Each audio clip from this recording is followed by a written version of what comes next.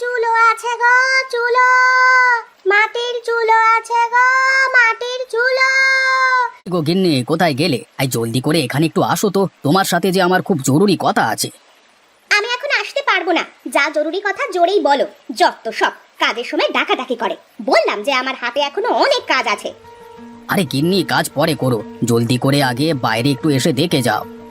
আরে বললাম তো, হাতে আমার আমার হাতে খুব জরুরি কাজ। এখন আমি আসতে পারবো না। এই বর্ষায় ডুবে যাওয়া গ্রামে থাকতে আমার আর একদমই ভালো লাগছে না। কবে যে এই জাহান্নাম থেকে বের হব।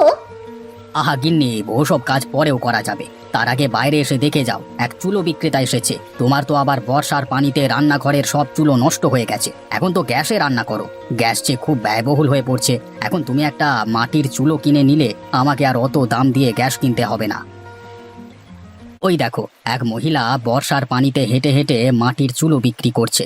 তুমি এক্ষুনি একটা চুলো কিনে রাখো, বলা তো যায় না কখন আবার তোমার ওই গ্যাস শেষ হয়ে যায়।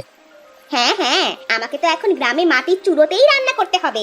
কত করে বললাম এই বর্ষার সময়টা চলো শহরে থেকে আসি, তা না, এখন সে আমাকে এই বর্ষার ভেতরে মাটির চুলো দিয়ে রান্না করাবে।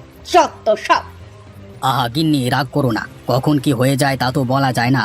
তাই তো তোমাকে একটা মাটির চুলো কিনে দিচ্ছি। তাহলে ডাক দিচ্ছি তাকে। এই যে, এইদিকে আসুন, আমাদের একটি চুলো লাগবে। এই তো আসছি বাবু, একটু অপেক্ষা করুন। একটা মাটির চুলোর দাম যেন কত বলছিলেন? এই চুলো আমি 100 টাকা করে বিক্রি করি, আপনি আমাকে 10 টাকা কম দিয়েন সাহেব।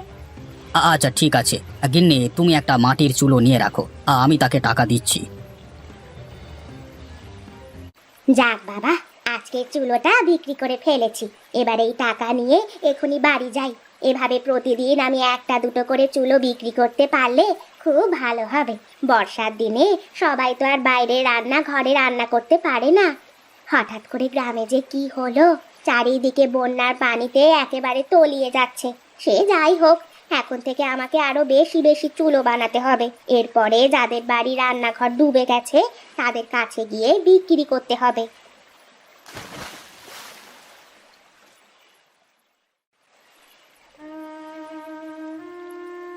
শোনো মতি, তোমার বউ পানিতে পড়ে যাওয়ার কারণে ওর খুব বেশি জ্বর ঠান্ডা হয়েছে, বুঝলে?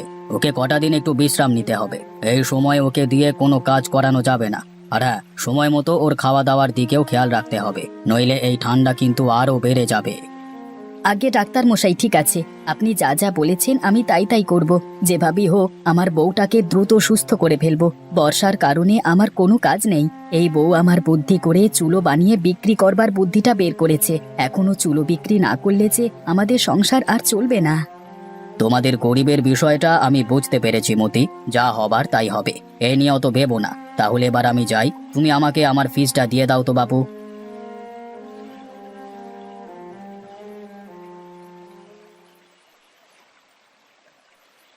ওগো, কোথায় তুমি?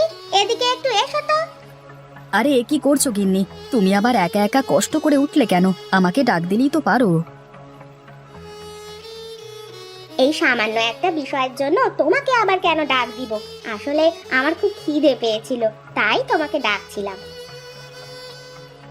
এই তো, আমি তোমার জন্য সকালের খাবার নিয়ে এসেছি।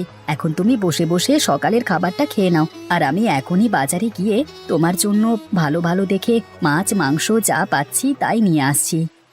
কেন গো, আজ হঠাৎ মাছ মাংস তুমি আনতে যাবে কেন? আজকে আমাদের বাড়িতে কোনো মেহমান আসবে নাকি গো? আমাদের বাড়িতে মেহমান আসবে? হাসালে গিন্নি, হাসালে। আমাদের না আছে বাবা মা, আর না আছে কোনো আত্মীয় স্বজন। এই দুকুলে যে তোমার আর আমার কেউ নেই, সেখানে আমাদের বাড়িতে আবার মেহমান কোথা থেকে আসবে বলো তো? তাহলে যে তুমি এত বাজার করতে চাচ্ছ? সে তুমি বুঝবে না। আসলে আমি তোমার জন্য মাছ মাংস আনতে যাচ্ছি, কারণ তুমি যে অসুস্থ।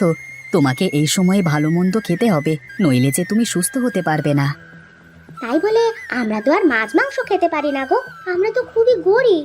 এভাবে সামান্য অসুস্থতায় মাছ মাংস খাওয়া তো আর আমাদের মানায় না গো। ওরকম করে বলো না গিন্নি, মাছ মাংসের কোথাও তো লেখা নেই যে এগুলো শুধু ধনীরাই খেতে পারবে। ধনী গরিব সবাই মাছ মাংস খেতে পারে। তুমি আমার সাথে আর কথা বাড়িও না, এখন জলদি করে তুমি সকালের খাবারটা খেয়ে নাও, আর আমি এক্ষুনি বাজার থেকে আসছি।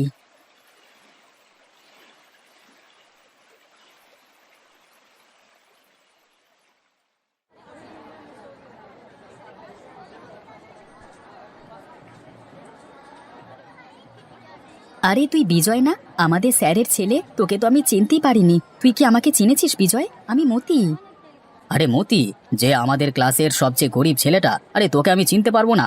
আমরা তো ছোটবেলায় একসময় বন্ধু ছিলাম। পরে বাবা আমাকে লেখাপড়া করতে শহরে পাঠিয়ে দেয়, কিন্তু তারপর থেকে আর তোর সাথে যোগাযোগ করা হয়নি।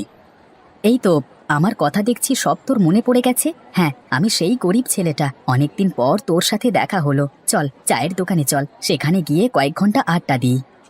আরে না না, আমার অত সময় নেই রে মতি। আমি এসেছিলাম বাজার করতে, দেরি করে বাজারে আসায় এখন বাজারে এসে দেখি মাছ মাংস কোনো কিছুই নাই। ওদিকে যে এসব না নিয়ে গেলে গিন্নি আমাকে একেবারে মেরে ফেলবে। এখন দেখি কোনো একটা ব্যবস্থা করতে পারি কিনা। চারিদিকে পানিতে থই থই করছে। এই বর্ষার দিনে তুই কিছুই আর করতে পারবি না। যেহেতু আমার সাথে তোর দেখা হয়ে গেছে, তাহলে আজকে চল আমার বাড়িতে। তোর আর তোর বইয়ের নেমন্তন্ন। তোরা আজ আমার বাড়িতে মেহমান হয়ে চলে আয়। যদিও আমি গরিব মানুষ, তবে যতটুকু পারি তোদের আপ্যায়ন করব।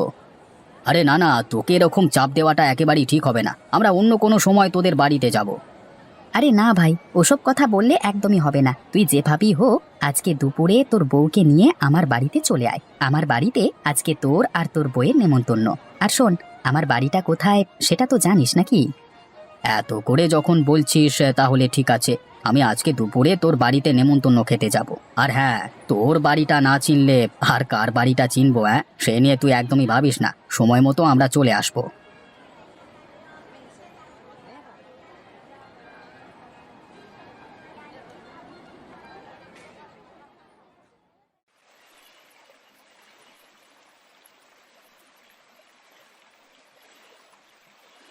আরে ও গিন্নি, তোমার হলো নাকি? আরে দুপুর গড়িয়ে বিকেল হতে চললো, এদিকে একটা নেমন্তন্ন আছে, সেটা কি ভুলে গেছো?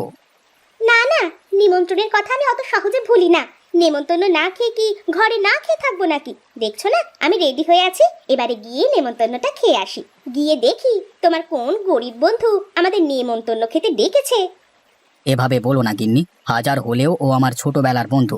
সেখানে গিয়ে দয়া করে তুমি এসব কথা বলো না, এতে যে ওরা কষ্ট পাবে। আমরা হলাম এই গ্রামের সবচেয়ে ধনী। আমাদের সাথে যদি ভালো ব্যবহার না করে, তাহলে আমরাও কাউকে ছাড় দিয়ে কথা বলবো না। হ্যাঁ, এটা তুমি মাথায় রেখো।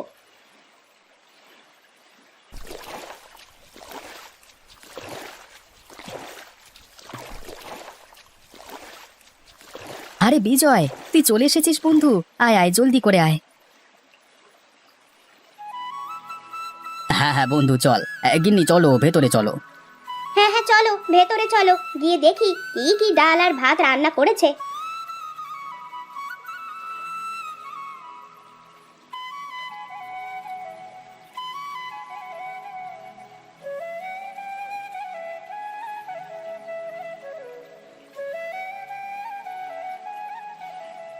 কি গো গিন্নি, চমকে গেলে নাকি? খুব তো গরিব দেখে ঠাট্টা মশকরা করছিলে, এখন দেখো বন্যার দিনে গরিবের অতিথি আপ্যায়ন কেমন। ওগো, তুমি আমাকে অপমান করো না। আমি আসলে আমার ভুল বুঝতে পেরেছি। আমার মনে যে অহংকার ছিল, তা আজ এই মতির বউকে দেখে ভেঙে গেছে, যে কিনা নিজে কাজ করে তার স্বামীকে সাহায্য করে। অন্যদিকে আমি যখন যা চাই তাই এনে দেওয়ার পরেও উল্টে তোমার সাথে খারাপ ব্যবহার করি। এভাবে বলো না গিন্নি। তো বন্ধু বিজয়, এবার খাওয়া শুরু করো। আমরা গরিব মানুষ, বন্যার ভেতরে আপনাদের অতিথি হিসাবে পেয়ে আমরা খুবই খুশি। আমরাও অনেক খুশি হয়েছি আপনাদের নেমন্তন্ন পেয়ে। একদিন আপনারাও আমাদের বাড়িতে নেমন্তন্ন খেতে যাবেন।